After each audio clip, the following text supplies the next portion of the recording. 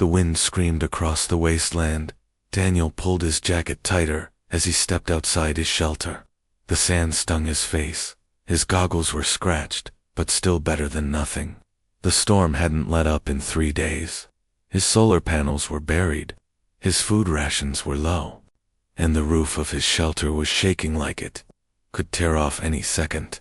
He had to reinforce it. Now, he grabbed his shovel and walked around to the north side. There, the sand was piling up again. If he didn't pack it down right, the whole shelter might collapse before morning. He gritted his teeth and started digging. Each scoop felt heavier than the last. His arms ached. His breathing grew shallow. The wind roared louder, as if angry at him for fighting back. Then his shovel hit something, a sharp clink. Not the usual soft thud of dry earth. He paused, bent down, cleared the sand with his hands. His fingers touched something smooth. Not rock, not plastic. It was curved, long, cold. He dug faster. His heart pounded. The wind howled louder. The storm seemed to scream directly at him now. More of the shape emerged. A shoulder, a neck, a face. He froze. It was a body, but not human.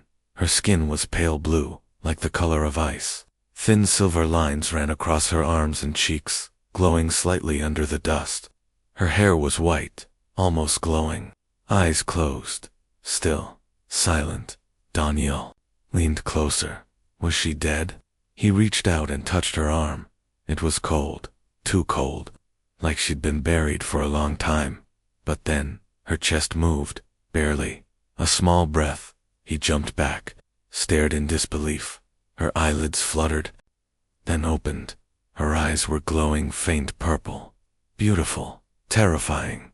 In one quick motion, she reached up and grabbed his wrist. Her grip was weak, but her voice was sharp. "Fool," she whispered. "Now they'll find me." Daniel's breath caught in his throat. He couldn't speak. He just stared at her. She looked scared, not of him, of something else. He looked around. The storm raged on, but suddenly, the air felt different. He bent down, wrapped her in his jacket, and lifted her out of the hole. She was lighter than he expected. He took her back to his shelter and laid her down on the cot. The light inside was dim, but warm compared to the cold sandstorm outside. She closed her eyes again. Her breathing was slow, but steady. Daniel sat by her side, still trying to make sense of what had happened. Who was she? Why was she buried in the sand? What did she mean by they? And why did she look so human, yet not? He had heard stories before, old rumors, military files that leaked during the collapse. Talk of aliens who once walked among humans, hidden, hunted. Some said they came in peace. Others claimed they were dangerous. Daniel had never believed any of it, until now. He stood up, walked to the small window, and looked out into the storm. At first, all he saw was darkness and flying sand. But then, a flicker, a light, no, a shape. Something moved, not blown by the wind. Something walking, slow, precise. It stopped, turned, as if looking directly at the shelter. Daniel stepped back. His heart raced. It had seen them. He turned to the girl. She lay still, unaware, or maybe too tired to care. Daniel locked the door, pulled the rifle from beneath the floorboards. It had only a few shots left. He didn't know what was out there. He didn't know what he had just dug up. But he knew one thing for sure. They were no longer alone, and whatever was coming, it wasn't human. Daniel didn't sleep that night. He sat near the door, rifle resting across his lap. The storm outside had calmed, but the silence inside was louder. The kind of silence that presses on your chest, makes you feel watched. The girl hadn't moved. She lay wrapped in blankets, breathing slow, chest rising and falling like gentle waves. Her skin still shimmered faintly in the dark. Those glowing silver lines ran across her arms and neck, like veins carrying starlight instead of blood. Daniel studied her face. She looked peaceful now, but earlier, when she grabbed him, Her voice was full of fear. Not pain, not anger, fear. What was she afraid of? He stood, walked to his small water tank, and filled a cup. Then he knelt beside her and gently touched her shoulder. Her eyes opened, sharp, aware, like she had never truly slept. She sat up fast, too fast. Her head spun, and she almost collapsed. But Daniel caught her before she hit the ground. "It's okay," he said softly. "You're safe. For now." She stared at him, breathing hard, then looked around the room. Her gaze touched every wall, every crack, every sound. She didn't speak. Daniel handed her the cup. She took it, hands trembling. The water made her cough, but her color brightened. He watched the veins on her skin light up with each sip, bright for a moment, then dim again, like flickers of old memory. He asked, "Who are you?" She didn't answer. "What were you doing out there?" Still nothing. Daniel sighed. "You said someone was coming for you. Is it them? What are they?" Her lips parted, just slightly. Then, in a low voice, she said, "Hunters." He blinked. "Hunters. Like soldiers. Worse," she said. "Machines that forget mercy. Programs with only one command. Erase all evidence." Evidence of what? She looked down at her arms, ran her fingers over the silver lines. "Me." Daniel sat beside her. The heat between them was faint, but real. "You're not just any alien, are you?" She turned to face him. Her eyes were soft now, sad. "My name is Leora," she said. "I'm the last of my kind." Daniel felt the weight in those words. He had heard that tone before, in old survivors, in mothers who had lost children, in people who had nothing left to protect but memories. "What happened to your people?" he asked. She looked toward the ceiling, eyes following cracks in the metal like they were stars. "They trusted humans," she said quietly. "They came in peace, offered knowledge, healing, hope." Daniel's jaw tightened. He already knew where this was going. "They were betrayed," she continued. "Sold to governments, tested, broken. My family died. My ship crashed. I buried myself to hide the signal." Daniel lowered his head. "I'm sorry," he said. Leora turned back to him. Her eyes didn't glow now. They shimmered with something else. Something human. "You didn't betray us," she said. "You dug me out. You shared your warmth." "Why?" Daniel hesitated. He didn't know how to explain it. Maybe he had spent too many years alone. Maybe he was tired of surviving just for the sake of it. Or maybe, deep down, he saw something in her that reminded him why humanity still mattered. "I didn't want to let you die alone," he said. Leora reached for his hand. Her fingers were cold, but she held on. "You shouldn't have," she whispered. "Now, they'll come for you too." Daniel gave a small smile. "Let them." Before she could respond, the shelter lights flickered, then died. The air turned still. Daniel grabbed the rifle. Leora stood on shaky legs, eyes glowing brighter now. She stared toward the door. "They're here," she said. Daniel aimed into the dark. "Then we make them regret coming." Outside, something moved, and deep in Leora's skin, the lights began to pulse again, not just with fear, but with memory, with power, and with a spark of something she thought she had lost long ago: hope. The wind outside had stopped. No movement, no sound. That silence was worse than the storm. Daniel stood at the door, rifle aimed, eyes locked on the shadows beyond the window. Leora stood behind him, skin glowing faintly, the light pulsing through her veins like a warning. "Stay back," he said softly. She didn't listen. Instead, she stepped forward and placed a hand on the door. Her fingers left small, glowing marks on the metal, symbols, strange, beautiful, and alive. "They won't knock," she said. "They just break in." Daniel tightened his grip on the rifle. A red light appeared in the dark. Then another, and another. Eyes, mechanical, cold, watching. 3 of them, Daniel whispered. Maybe more. Leora took a shaky breath. They aren't alive, she said. They don't think, they don't feel. They only follow a signal. Daniel looked at her. Yours. She nodded. I shut it down when I buried myself, but when you touched me, it turned back on. Daniel clenched his jaw. So this is my fault. No, she said. But now we both have to run. A heavy clang hit the roof. Dust rained down. Then another sound. Metal claws scraping the walls. They're scanning the structure, she said. They'll find a weak point. Before Daniel could respond, the back wall exploded inward. A flood of sand poured in, and with it came a tall black machine. No face, no voice, only red lights and moving parts. Daniel fired. The bullet hit its shoulder. Sparks flew, but it didn't fall. Leora stepped forward. She raised her hands. The light in her veins surged brighter. The machine turned its head toward her, raised a weapon, but then froze. Leora's glow pulsed once, then twice. A wave of energy rippled through the air. The machine's red lights flickered, then it fell. Daniel stared in disbelief. What was that? Leora dropped to her knees, panting. That's all I can do for now. We have to move. They climbed out through the broken wall, into the night air. The desert stretched around them, cold and endless. Behind them, more machines approached, fast, silent. Daniel pointed toward the hills. There's a tunnel system, old power lines. Might be safe. They ran. Leora's steps were uneven, her strength fading, but she pushed forward.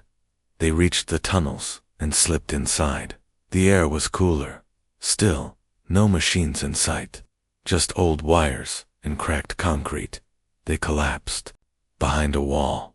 Daniel looked at her, breathing hard. You okay? She nodded, though her face was pale. He reached into his pack and handed her a small energy bar. Not much, but it'll help. She took it with shaking hands. Thank you. He watched the way she chewed, slow and cautious, like it was her first meal in years. For a moment, there was peace. Just breathing. Just 2 people trying to survive. Then she spoke. My people were born with this power, not meant for war, but they used us anyway. Built machines to track us, to control us. Daniel looked at her glowing veins. They failed, he said. She gave a faint smile. Not all of them. Some escaped. Some found humans who helped. Like you. He shifted closer. Why me? I don't know, she said. But when you touched me, something changed. I felt something I haven't felt in a long time. Daniel waited. Warmth, she said. Real warmth. Not from the sun. From you. The words hung in the dark. Then the ground above them shook. Another machine. Close. Daniel raised the rifle. Leora touched his hand. No, she said. Let me try again. She stood, stepped into the open, eyes glowing brighter than before. The machine dropped through the roof. It turned its weapon on her, but this time, Leora didn't flinch. She raised her hands. Light poured from her palms, forming a shield. The machine fired. The energy hit the shield and vanished. Leora's body lit like a star. The machine sparked, cracked, then fell. Daniel ran to her, caught her as she collapsed. Leora, her eyes were barely open, but she smiled. I can't keep doing this, she whispered. Daniel nodded, held her close. Then we find a way to stop running. She looked up at him. Her hand rested on his chest. There's something inside me, she said. Something they're afraid of. Not just power, a key, a memory, maybe more. Daniel stared at her, a decision forming in his mind. Then we find out what it is, he said. Outside, the night was far from over, but inside the tunnel, for the first time, they were not just running, they were fighting back, together. The tunnel was quiet again, but this time, it wasn't peace. It was the kind of silence that came after too much pain. Leora rested her head on Daniel's shoulder. Her breathing was slow. Her skin dimmed, the glow fading like dying embers. Daniel held her tighter. He had seen people break down before, but this was different. She wasn't just tired. She was fighting something from the inside. He pulled off his jacket and wrapped it around her. "I need to know," he said gently. "What's inside you? What are they after?" Leora's voice was soft, barely above a whisper. "It's not just energy. It's a memory. A seed." "A seed?" Daniel asked. She nodded. "My people. We don't store data in machines.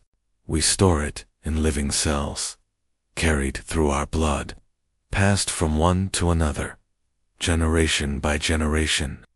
Daniel leaned in closer, listening carefully. "I was chosen to carry something ancient," she continued. "A record of everything my kind once was. Technology, culture, knowledge, life itself, all inside me." Daniel looked at her arms, at the glowing lines, the symbols under her skin. They weren't just patterns, they were stories. "But why bury yourself?" he asked. "Why hide that?" She closed her eyes. "Because they betrayed us. Not just humans, some of our own. They wanted the knowledge for power, to control, to erase the past and build something new." Her voice trembled. "If they get what's inside me, they'll destroy worlds." Daniel placed his hand on hers. "They won't," he said. "Not while I'm still breathing." She opened her eyes again. There was something in her gaze now. Not just fear, not just sadness, hope, and something warmer. "Daniel," she whispered, "what if using this seed means I won't survive?" He went quiet. The question hit deeper than he expected. "You said it could restore your world," he said. "Could it? Help Earth too?" "Maybe," she said. "It's powerful, but unstable. It bonds with life, changes it. If it chooses you, it burns through the old." Daniel nodded slowly, then let it choose. She looked at him in disbelief. "You don't even know what it'll do." He smiled, faintly. "I know what you've done already. You saved me. Gave me something to believe in again. If the seed is part of you, then it's worth everything." She touched his chest, her fingers glowing softly now. "No one's ever said that to me before." He leaned closer, not speaking, just feeling the warmth between them. Their foreheads touched. Then, above them, the tunnel shook. Dust rained down. Voices echoed, mechanical, harsh. They were back. Daniel grabbed his rifle and stood up. Leora rose beside him, stronger now, her light growing brighter again. "They'll never stop," she said, "until I give it up, or until I'm gone." "Then we stop them first," Daniel said. "There's an old fusion station past the hills, underground, shielded. We can hide there. Figure out the next move." Leora nodded. "It's a risk." Daniel looked at her. "You're worth it." Together, they ran through the tunnels, every step echoing with purpose. This wasn't just escape anymore, it was a mission, to protect the last piece of her people, to give Earth one last chance. And somewhere deep inside her, the seed began to stir, not because it was afraid, but because, for the first time, it felt something new. Love, and love changed everything. They reached the fusion station just before sunrise. The sky behind them was red, not the soft red of dawn, the red of dust and fire. The station stood half buried in sand, its door rusted but solid. Daniel forced it open, and the two of them slipped. Inside, the air was thick, heavy with age, but it was safe at least. For now, inside, Leora found a dark corner and sat on the floor. Her skin glowed again, dim but steady. The seed inside her was growing stronger. Daniel watched her from across the room. He could see how tired she was, but also something else, a quiet strength. He sat beside her, close but not touching. She looked at him, her voice soft. "I've never felt this before." "What?" Daniel asked. "This calm, This quiet. He gave a small smile. It won't last long, but it's real. She reached for his hand. Their fingers touched. Then something outside moved. Fast. Too fast to be human. Daniel jumped to his feet, rifle raised. Leora stood too, her body tense. The door opened without sound. A figure stepped in. He looked like her. Same pale skin, same silver lines, but darker, taller. His glow was colder, his presence sharp like a blade. "Leora," he said, his voice smooth, controlled. "You've survived." Leora stepped back. Her light flickered. "Vern," she said. Daniel looked between them. His grip tightened on the rifle. "You know him?" Leora nodded. "He was one of us. Before the fall. Before everything changed." Vern stepped closer. Not hostile. Not yet. But something in his eyes made the room colder. "I came for you," he said. "To take you home." "There is no home," Leora said. "You helped destroy it." Viren's expression didn't change. "I followed logic. Survival. You followed hope. That's why your people are gone." Daniel stepped in front of her.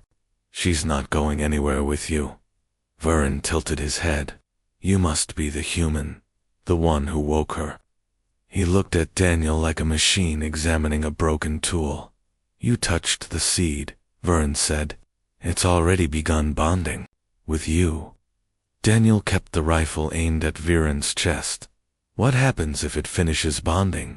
he asked. Vern smiled. "It wasn't warm. You become something else. Not human. Not her kind either. Something new. Unstable. Dangerous." Leora stepped forward. "We don't know that. The seed chooses.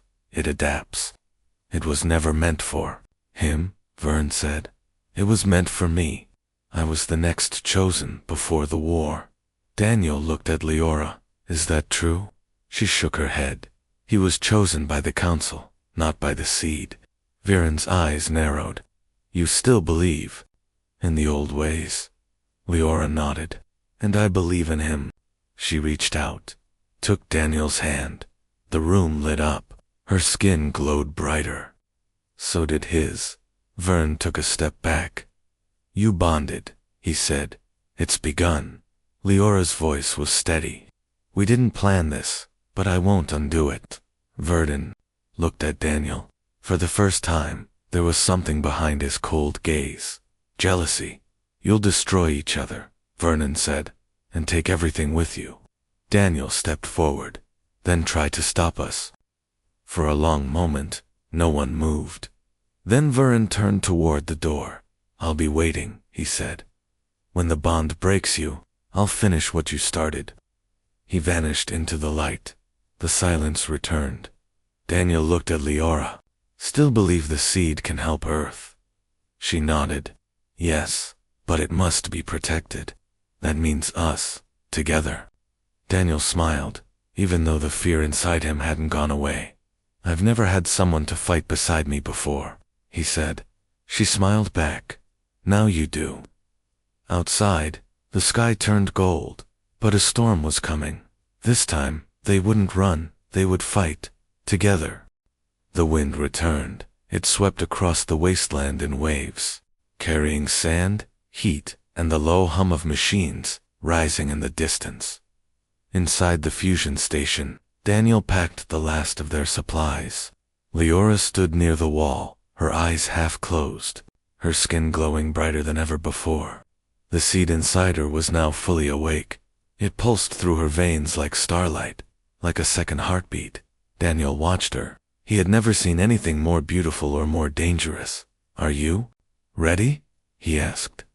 Leora opened her eyes. "No, but I have to be." The moment was interrupted by a loud sound, metal grinding against metal. They both turned. Outside, black shapes appeared over the horizon. Machines, hundreds of them, marching without sound.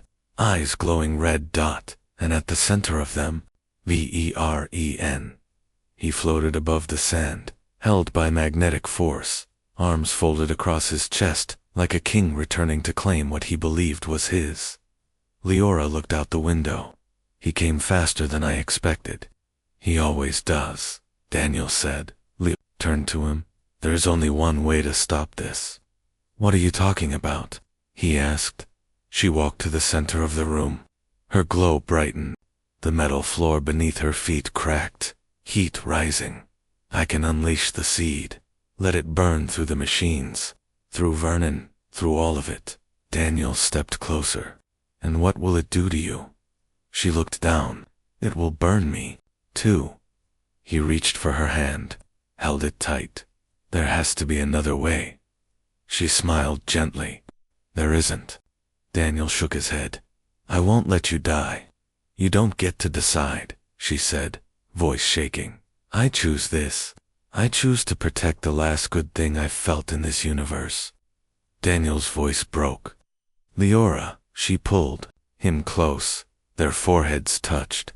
Her light surrounded them both. Listen to me, she whispered. You changed me, not with power, with kindness, with love. Outside, the machines moved faster. They were minutes away. Inside, the light from Leora's body grew so strong, it made the metal walls glow. Daniel tried to pull her back. There has to be another way. She looked into his eyes. There is, she said. You. She placed her hand on his chest. The light from her veins flowed into him. Warmth spread through Daniel's body. His vision blurred. His heart raced. The seed wasn't just inside her now. It was choosing him too. No, he said, his voice cracking. Don't give this to me. I'm not giving it, she whispered. I'm sharing it. The machines crashed into the building. Walls cracked. The air shook. Vern stepped through the broken door, eyes cold and ready. You're too late, he said. You can't control it. But Leora stood tall, her body shining like fire. I don't have to control it, she said. I trust him. She turned to Daniel and let go. In one breath, all her power flowed into him. Her body fell into his arms, still, but not gone. Daniel fell to his knees, clutching her. The energy inside him surged like a storm. His skin burned with light. His veins shimmered silver. He stood up, slowly, eyes glowing with her memories, with her love. He looked at Vern. Run, Daniel said. Vern didn't move, but the machines behind him began to spark, collapse, fall to the ground like broken toys. Daniel stepped forward. The earth trembled beneath him. He raised one hand. The sky lit up, and the machines were gone. Silence returned. Vern vanished in the wind, and Daniel dropped beside Leora, holding her in his arms. Her eyes opened, faint, weak, but alive. You're still here, he whispered. She smiled. So are you. Weeks passed. The desert no longer howled. The wind no longer screamed through empty canyons. The sky, once red with fire, now shimmered with soft blue clouds. Life was returning. Slowly, quietly, but surely. Daniel stood on the edge of the valley. Below him, green had begun to break through the sand. Small plants reached toward the sun. Water trickled from stone, forming streams where there had once been dust. Behind him, the shelter had been rebuilt. Stronger, cleaner, warmer. Inside, Leora sat near a small garden bed, her hands in the soil. Her skin still glowed, though softer now. The seed within her had quieted, not gone, not asleep, just at peace. Daniel stepped beside her and handed her a small metal cup filled with cool water. She took it, smiled, and drank. How does it feel? He asked. Like something is healing, she said. He sat beside her. She placed her hand over his heart. The silver light under her skin responded, glowing gently. It's still inside you, she said. Daniel nodded. It doesn't burn anymore. It won't, she replied. It chose you, not to fight, but to grow. They looked out across the valley. Birds flew overhead. Their wings cut through the sky, like hope made real. Daniel turned to her. Do you ever miss your world? She looked away for a moment. Yes, she said. But then I remember. I'm not alone anymore. She leaned against him. He put his arm around her. This place can be ours now, he said. Not just for us. For others. Anyone who's lost something. Anyone who needs a second chance. She looked up at him. And if they come again, if Vern returns. Daniel smiled. Then we remind them what we are. Human, she asked. He shook his head.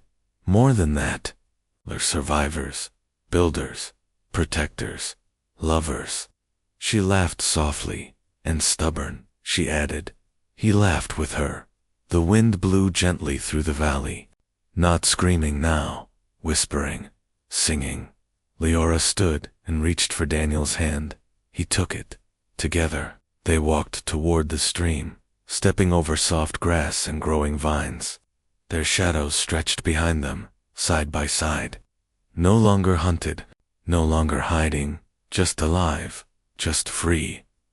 Later that evening, Daniel looked at the stars. New ones were forming, or maybe old ones were returning. He wasn't sure, but one thing was clear. He had dug into the sand to fix a broken shelter, and found her instead. In saving her, he found something deeper, something worth fighting for. Because love is not just a human thing, it's universal, and when shared, it can save everything.